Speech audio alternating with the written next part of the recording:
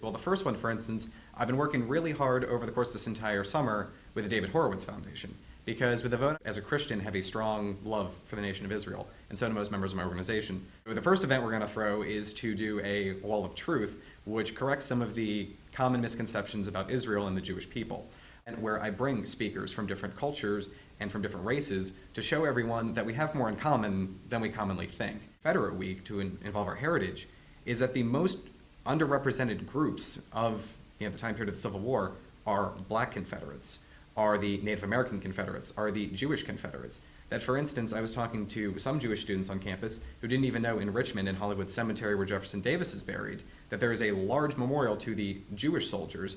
My idea is not to have some sort of, crazy, racist organization sort of program. First of all, the first event we're going to throw is a Towson Stands with Israel event and promote Western civilization through an event that crosses both religious lines and cultural lines. And you can also donate, because we're at 501c3, so it's tax deductible, and any money that is donated will go straight towards helping our organization promote the same exact values that you... Right. So we went out later on with a sign that said, "Honor Black Confederates." Right. So we went out later on with a sign that said, "Honor Black Confederates," from a white guy from New Jersey who apparently thinks it's racist to honor Black Confederate soldiers. Huh. Well, that's positive. That's good to hear. We're not some fringe group that the SPLC likes to say we're racist.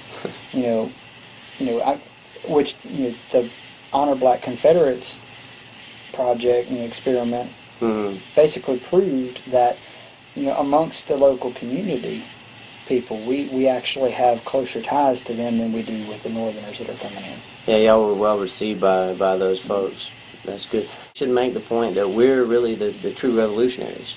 And that revolutionary spirit appeals to younger people. They want to change things. They want to make things better. And they want to be on the cutting edge.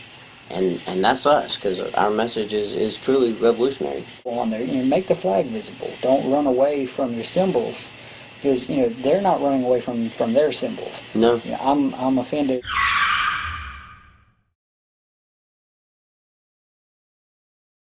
We actually got along best with the black people who were there and actually talking to them, because it's acknowledging the simple fact that you're right. I mean, work, I did say that right? Yes, sir. Okay.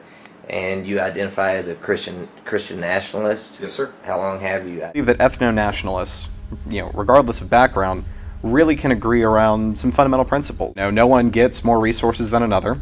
It's a fair separation. And what that would do is, incidents of police brutality, the industrial prison system, which primarily disaffects black males, that have equality, then whites deserve equal representation.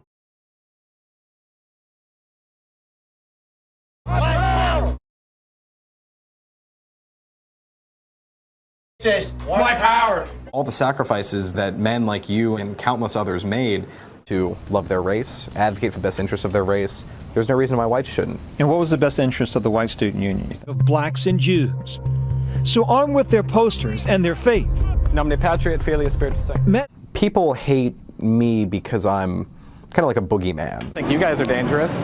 One of the things that just made me sad is talking to those two young boys. And that made you sad? If something were to break out in terms of a race-based conflict, there are so many that are within the pro-white movement who would say that those young boys basically would be targets. They should be killed. Yeah. Those young boys basically would be targets. They should be killed. Yeah. Those young boys basically would be targets. They should be killed. Yeah. There's so many that are within the pro-white movement who would say that those young boys basically would be targets. There's so many that are within the pro-white movement who would say that those young boys basically would be targets.